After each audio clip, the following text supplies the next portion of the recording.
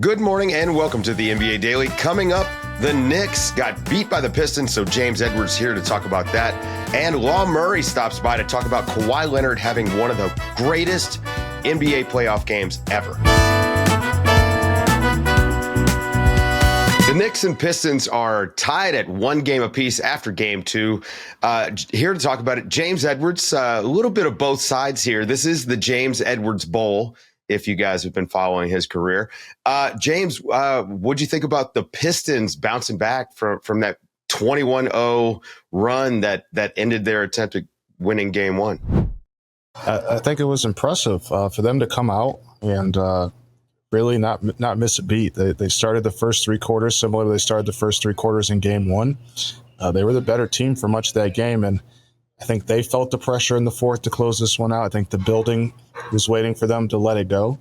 And to their credit, they couldn't hit shots from players other than Cunningham for the first three quarters, but then Dennis Schroeder came up huge. So that's why you get veterans, and that's why you get guys who have played in big moments before. So they were able to get that done. First playoff win for the franchise since 2008. Obviously a big moment, but I don't think it was super celebratory in that locker room. I think a lot of people exhaled and were happy that they got out of New York with that win. Huge game for Cade. 33 points led the way for them the entire way. Obviously, knowing this is the James Bowl here, watching his evolution, what did you think of game two from Cade? Yeah, I think he did a great job of just letting the game come to him. One thing about Cade is he will adjust. If you look at kind of different points in his career, his first game in his rookie season didn't come till multiple games in because he had an injury and he went 0 for 20 from three to start his career, right? And then he figured it out. Comes off other injuries, takes him a little bit to get going. He didn't come off an injury going into the playoffs, but this is a whole new setting to him, something to get adjusted to. And I think he's one of those guys, once he gets a taste of something, he's able to figure it out. And the Knicks did soft switch a little bit more than I remember them doing it in game one. They didn't really force him left like they did in game one, and he did a good job of getting to his spots. Led to that Dennis Schroeder three. That's also right? Yeah. Exactly, yep. And I also thought he did a good job, like when Mitchell Robinson was on the floor, going to his mid-range jumper. There were a couple instances early in his career where obviously Cade's a tremendous player, not the most athletic player, right? He would challenge big guys at the rim. Then he slowly started to, not slowly, but he really started to put that mid-range jumper into his arsenal, and I thought he pulled that out well today. And then attacking in transition when he saw smaller guys in front of him. So I thought he was really good, really patient, couple turnovers, they need him to be a little bit more aggressive with the ball, especially in crunch time situations. But this is his first playoffs, and I think that's I think he outkicked his coverage in game two, given all the circumstances and given everything that happened in game one. I thought he was tremendous. Yeah, he broke the franchise curse. Come on, man. You win a playoff game. That's a pretty big deal. Let's swing it to the Knicks. Obviously, this isn't how they expected the game to go. Jalen Brunson essentially carrying the offense. What did you see? Was it the Pistons defense or was it the Knicks, offense just sputtering? I think first and foremost, you got to give credit to Detroit. They are a really good defensive team, but I thought this was maybe one of the worst offensive games the Knicks have played all year. It was super messy. It was stagnant. I think they only had 15 assists. It felt like they were trying to chase contact and instead of trying to get to their spots. They didn't shoot the three ball well. Their spacing is still at times just weird. You see Cat diving when Josh Hart's the one that's supposed to be diving. Cat didn't shoot a shot in the fourth quarter. They needed to do a better job of getting the ball moving. I thought New York did a lot of favors for Detroit in terms of how they played offense. And again, I think we'd be remiss not to mention, the Pistons shot 14 free throws to the Knicks' 2 in the first half. That is a huge discrepancy. The Pistons foul a lot. They ranked the third most fouling team in basketball. Now, I'm not saying the Knicks didn't foul a lot in that first half. They did. But certainly, I think if you ask a lot of people in the Knicks locker room, they thought they got fouled as well. So obviously that discrepancy is something that's going to be talked about. But certainly, I don't think the Knicks did themselves any favors. I thought they were very stagnant, sloppy, and just undisciplined on offense. And they're not a good three-point shooting team.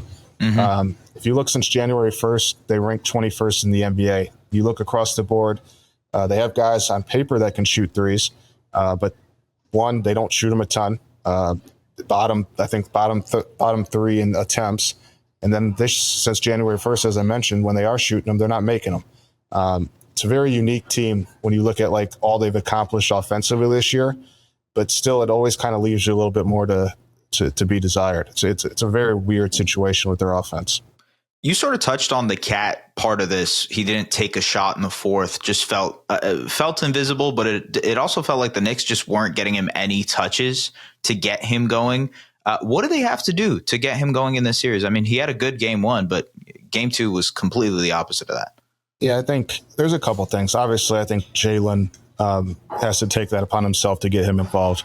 Mm-hmm. I think Jalen has had so much success in the clutch, and they call him Captain Clutch, that you could see he was pressing to get his team this win, and he almost did it. Credit to him. Whether people think he does it in a ethical way or not, that's up to them. But he always finds a way to have his team right there with a chance to win. But also, like Cat has to like be disciplined in his spacing more too. Like you see him creep into the 3-point line too much when he doesn't have to. And also, for being honest, he doesn't do his work early on post-ups. He catches the ball deep away from the paint. Yep. Then he has to take 2 dribbles, 3 dribbles, 4 dribbles. This team just at times just plays, I mean, not at times, all the time, they play slow. And a lot of it is because it's sometimes iso ball. When Cat has the ball in the post or downhill, he doesn't always kick it out. But he has to do his work early in the post instead of catching it 10 feet from the basket and trying to walk his man down. He's got to do his work early. So it's a little bit of everybody. Like I don't think it's on one person. You can point a lot of fingers offensively from game 2, but this is something that pops up more often than it should for a team that has this much talent on offense. The Pistons controlled this game for the meat of it, and the door opened up for the Knicks when Asar Thompson fouled out. I still didn't like what the Knicks were running. It felt like it was disorganized. It was a lot of first shot that was open. Let's take it, especially down the stretch, right? Like they got good looks and just didn't make them. What sort of adjustments do you think they need to make going into game 3, to that offensive game plan? More movement, more discipline in their spacing. Just don't press the issue so much. I think them getting behind, I think they could feel the urgency a little bit, right? But like just play your game. You're the team that's been there. You're the team with a lot of talent. Just get other guys involved. Move the ball. Swing shot. Like they have the ability. They have 2 of the best corner 3-point shooters in the league. Jalen can get downhill. Cat can pop. It just feels like sometimes they get frantic when things get tough, and it works out for them most of the time because Jalen Brunson's so damn good. But I do think they just need to be a little bit more disciplined in making sure that they aren't either 1, taking the first shot they get, 2, wasting 10 seconds isolating, or 3, just making sure their spacing is good. I asked JB Bickerstaff the other day, yesterday before game 2, how do you prepare for a Knicks team that you look on paper, they have 4 good shooters in their starting lineup, but they don't shoot a lot of threes? He's like, well, you have to respect them because they can hit it, but it's very clear that there is a certain type of shot that they want to take. So you have to be disciplined in your closeouts, but you also know that, if they're wide open, they can take them, but you can bait them into the shots that they want, that the defenses also want them to want. They just have a few guys, and Jalen and Mikal, who shoot those mid-range shots at a high clip. So the math just doesn't work in New York's favor a lot. They don't shoot a lot of threes. They haven't made a lot of threes. And Detroit, again, did not shoot the 3-ball well tonight. This very easily could have been a 20-point Pistons win. If Malik Beasley hit some of the looks that he's used to hitting, and Tim Hardaway, I know, has been a bit of a streaky shooter in his career, but he had some really good looks when they were up 15. So both teams try to piss this one away, but Dennis Schroeder came through in the clutch, and it was much needed World Cup for a Pistons MVP, team. man. That's right. There. Yeah, there it is. Hey, anytime you could win a playoff game knocking down just 6 threes the entire time is a win. You got to walk away with that. You got to be happy. James, I have to ask you, game 3 in Detroit, first time Detroit gets a playoff game since, 2019. First playoff win for them today in 17 years. Where were you 17 years ago when the Pistons won a playoff game? 2008, I was a sophomore or junior in high school. Wow. Yeah. In Flint, Michigan. Yeah. And I covered the 19 playoffs. It was funny because they clinched here in New York. They had to win the final game of the regular season to get in. And Blake Griffin, I don't think, played in that game, and he was tremendous that whole season, but his leg was gone. Yeah. And we knew this series was going to be a sweep, and I just remember all the beat writers, we were looking at each other like, why did they win this game? Like, we're all trying to go on vacation. Like, we know it's going to be a sweep. And it was, because Blake couldn't move. But, I mean, listen, anybody who knows this league knows how insane of a fan base Detroit is. If you look from 2002 to 2009, they led the league in attendance. Yep. This is a tremendous basketball city. The last few months, that arena has been rocking. It is a loud arena. I'm expecting LCA to be insane in Game 3. And the city deserves that. And they've been through a lot, just like the Knicks fans here. Like, they deserve this type of team. Absolutely. They've been through a lot. These fan bases are more similar than they care to say to one another right now. Well, the teams are pretty similar when you think about how they're just throwing up bricks right now. James Edwards, go and read him over at The Athletic. Some of the best coverage that we're going to get in the playoffs coming from James. Guys, stick around after the break. We got Law Murray to talk Clippers Nuggets.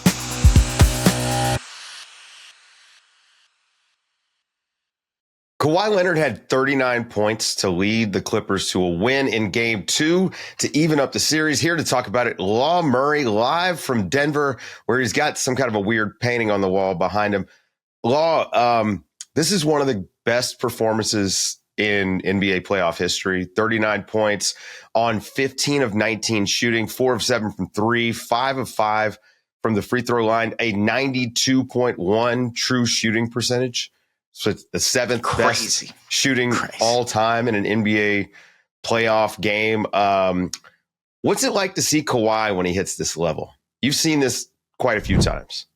Yeah, I've seen it before, man. I mean, I remember watching a lot of 40-point Kawhi games on TV, including my time as an Athletic beat reporter because it was the middle of the pandemic. So there's that.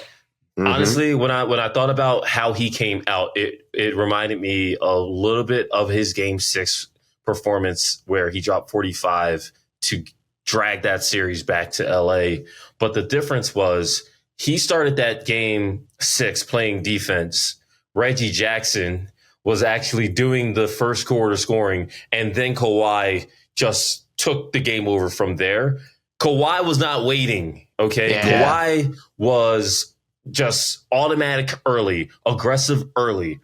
And his team was still down by 9 points or 8 points. It was the game that Denver played Saturday in Game 1. That's the game the Clippers played today. But the difference was Kawhi was just sublime. And I mean, from hitting the three-pointer to end the first half where it looked like the Clippers were reeling the entire time from even, I knew it was coming.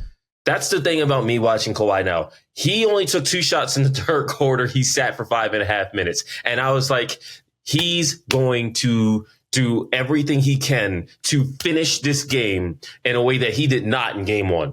And that's what happened. He actually missed 3 of his 4 shots in the fourth quarter. Yeah. But what else did he do in the fourth quarter? Had those big buckets, big turnaround over Aaron Gordon. Got had the the steal. 20-footer pull up. I mean, he just did everything. Man, he was so good. He capped the game with a steal. Yeah. Nikola Jokic threw it away. It was Nikola's 7th turnover. That's how many turnovers did Kawhi have in Game 1? 6 turnovers. 7 turnovers in Game 1 for Kawhi. 7 turnovers. There you go. All right, yeah. It was 20 turnovers for the Clippers in Game 1. That Kawhi steal was the 20th Denver turnover. Yep. And that it was a role reversal. That's what is up on The Athletic right now. And for Kawhi, it's never about just scoring. He wants to win the game, and you can't just win the game with the points. The points obviously are what we count at the end, but what are you doing to impact all of your teammates, and what are you doing to affect the other team? He played a complete game, and that's why it was one of the best performances I've ever seen. Man, Law, I know we've talked about this a couple times, but just the minutes load and his ability to play through, like he played 39 minutes tonight, but to end the season, it was 40-minute games and kind of hustling to just kind of grind through the end of the year. You've watched this guy go through the process of rehabilitation multiple times. How is the feeling in the locker room and what everybody kind of feels about these type of performances, when Kawhi is like this, knowing everything that he's sort of been through to get to this point? Man, that's a great question, S. And I've got two sides of answering it. I ran into Patty Mills, who is a salt of the earth dude. And I was like, yo, let's talk, because, Patty saw Kawhi as a rookie. Kawhi saw Kawhi on a team that lost arguably one of the most heartbreaking finals to lose, and then to come right back, respond, and be a finals MVP as a defender, right? Right. Patty told me something really cool. He was like, you got to celebrate moments, right? You can't just go and say, all right, on to the next one. Good job, Kawhi. That dude has lost time playing at an elite level. Yeah. And he's had to listen to clowns retire him. Dudes who've never done what he's done. Both professional athletes and professional journalists. They've told him stop playing so we don't have to talk about you anymore. And so Kawhi's never going to be the type to say that. He's just going to be appreciative for being able to play, and he wants to stay healthy. That's really where Kawhi's at. But his teammates are rooting for him. They played their ass off to get him to the point where his season mattered when he finally got healthy. James Harden, this guy who has been to the playoffs every year of his career. He's won an MVP. He's heard his own share of BS. Mm-hmm. He was very effusive in saying that he doesn't think Kawhi is appreciated nearly enough, just for playing, let alone playing at this level. So, I think that the team, on one hand, they want to understand this is a series. It will be a long, hard-fought series, probably the hardest of the 8 quarterfinal series, and that you can't get too high, you can't get too low. It's now a best of 5. But at the same time, you have to appreciate what you're seeing. You have to celebrate the greatness, and you have to, just be happy for a guy in Kawhi who not only got himself back to this, to just be able to play, but to play at this level. You can't take it for granted. He's a guy that we're going to have to judge by his peak, not by collecting stats and he's going to be a guy where we say you had to see it because of these sorts of games. Another guy who we're going to judge by his peak, Nikola Jokic. And it's going to be funny when I say this, but weird night for Nikola Jokic. He had a 26-point triple-double, but wasn't very aggressive. And that elbow. Maybe the elbow, but I think part of it, Ivica Zubac. And we talked about him all year, Law. He's having like a renaissance season for himself, like really growing into this, just top dog defensive center. And then now he's got that nice little flip shot, too, that he just never misses. What do you think about the way that Zoo has been guarding Jokic? I mean, it does seem like he might be the guy who guards him the best in the NBA right now. Yeah, Zoo's got a chip on his shoulder, and it's not because of what people from the outside have said or any quote unquote underrated. Like he has a chip on his shoulder from 5 years ago. He should have been playing more when these teams were matched up in the bubble, because he played Nikola Jokic well there too. The Clippers were better on the floor in 2020 when Nikola Jokic and Zoo were matched up. That's not how the series played out, unfortunately. He watched a lot of, these comebacks that the Nuggets had to get, to the conference finals that year. Nikola Jokic is all-time great player and arguably the best player in basketball right now.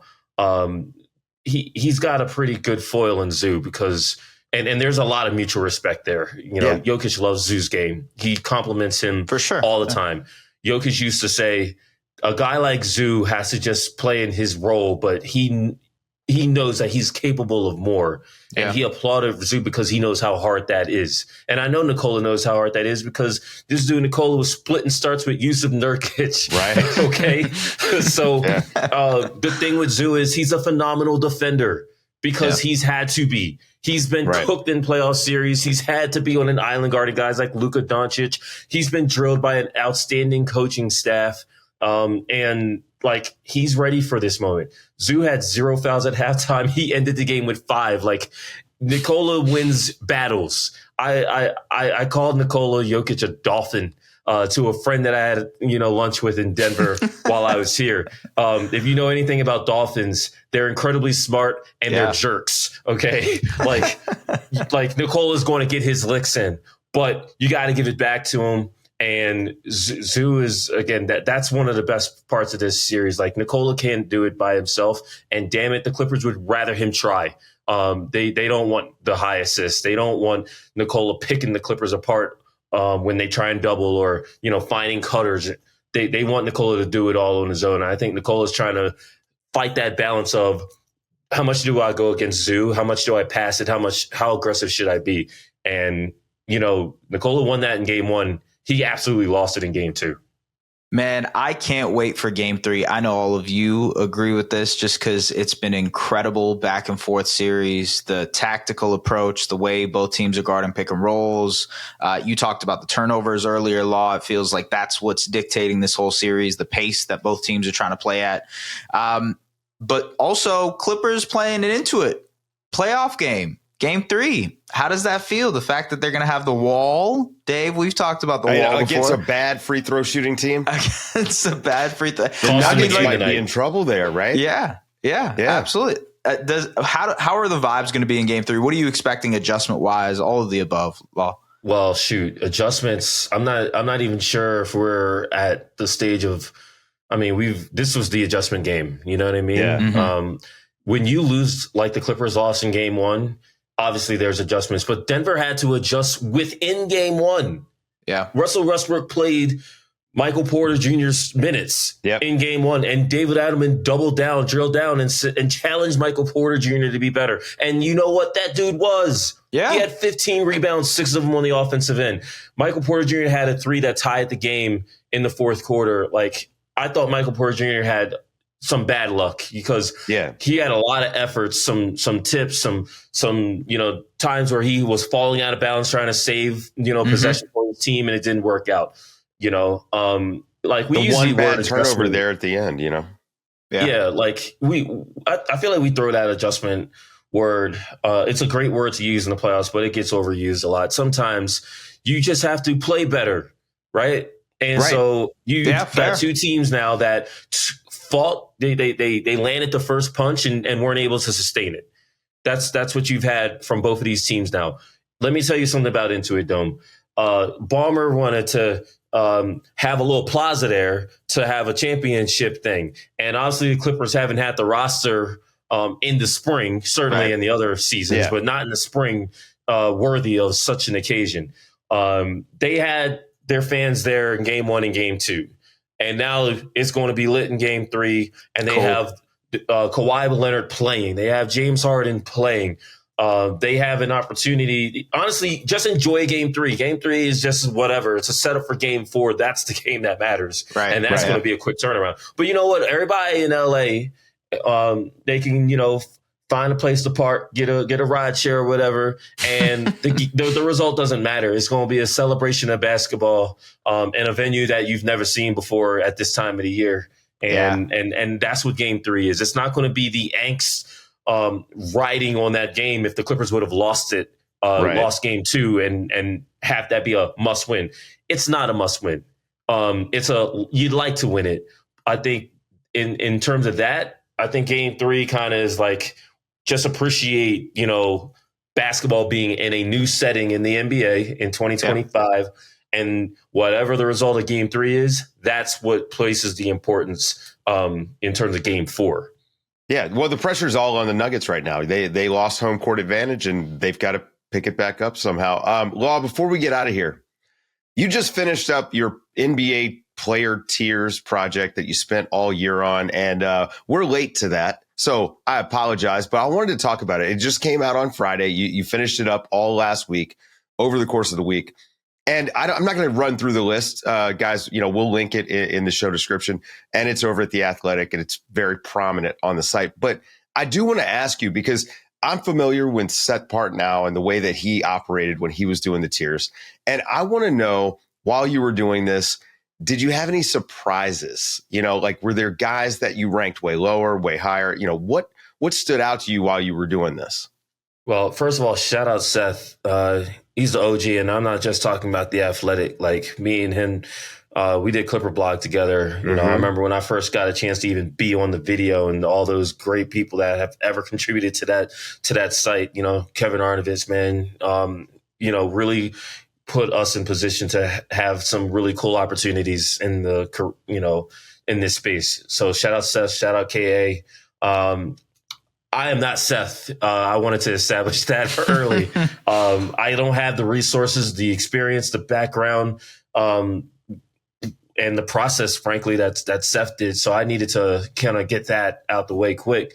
And then, you know, I looked at those guys that played in the Olympics in 2024, and it was like, there's no way they're going to be in my top 10. And damn it, all of them were. I'm talking LeBron, Steph, and Katie. I'm like, there's no way. And it's like, but they're that good. I didn't want lifetime achievement awards. I literally used that term, but I also was like, what do I value in basketball players in terms of, you know, where they are now and where they might be just in a year, and specifically going into these playoffs. And I'm just like, let these young guys knock them off. Let these guys who are playing maybe a little bit better, but still need to establish themselves at this time of the year. Let those guys play in a way that knocks those guys off. And you know, I was surprised I didn't have Jalen Brunson or Donovan Mitchell or, you know, those guys in my top 10, but I was comfortable with it because I was like, you know what? Everyone's flawed. Those old guys are flawed. Those guys are flawed. My top of the top, Nikola, Shea, Giannis, they are all flawed. We're all going to be like, you know, I mean, Shea had a game one like he had. Yeah. Giannis doesn't make a whole lot of shots outside the paint or from the free throw line. Nikola has games like this, 7 turnovers, and they're trying to pick them apart, trying to keep them in the action. But that's why I love basketball. Like, it's relatable to me because as great as these guys are when it comes to size and skill, they have to figure this thing out too. They get exhausted. They get mentally challenged, and this stuff hurts or is exhilarating for them. And so I try to keep a human element to these tiers, and I hope that they have legs. If you didn't catch it, don't worry. The playoffs going to be on for another 2 months. There's always a problem to solve in basketball. That's the fun part about it. Law Murray, you know what? You may not have the data experience, but you got the humility to pull it off. So appreciate you hanging out with us. Go and read him over at The Athletic. And that's going to do it for the show, folks. For James Edwards, for Law Murray, for S. Baraheni, I'm Dave DuFour, and this has been the NBA Daily. Thanks for waking up with us.